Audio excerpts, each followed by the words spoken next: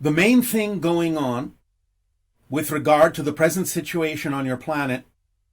has mostly to do, not so much with anything that has been done deliberately, specifically with regard to the virus itself, but with regard to the destruction, as we have said in the monologue, of many of the different ecological systems on your planet. If there is any so-called conspiracy, it is mostly the idea that people on your planet, from fear-based beliefs and from fear of lack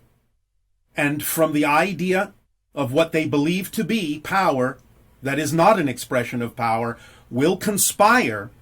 to do certain things that have destructive qualities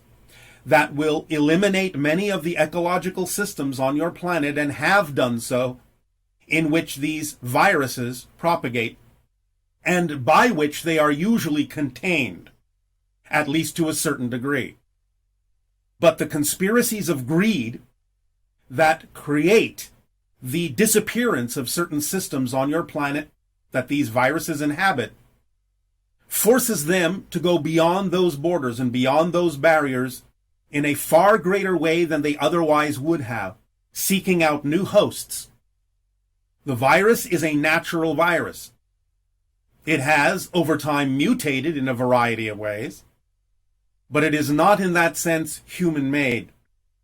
So the conspiracy doesn't have to do with the idea of a deliberate release of a man-made virus. It has to do with the idea of the conspiracies that exist in many of your organizations, many of your political and social systems,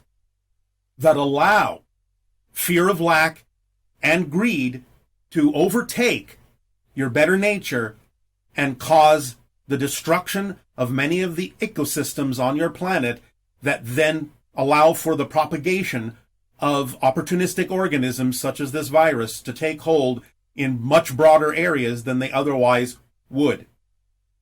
This has to do also with the concept of what you call climate change. That is also a side effect of the destruction of certain ecological systems on your planet, on land, in the air, in the sea. And you will find that many of the plants that still remain on your planet are now going to be, in a sense, migrating through seed propagation in different directions than they otherwise normally inhabit.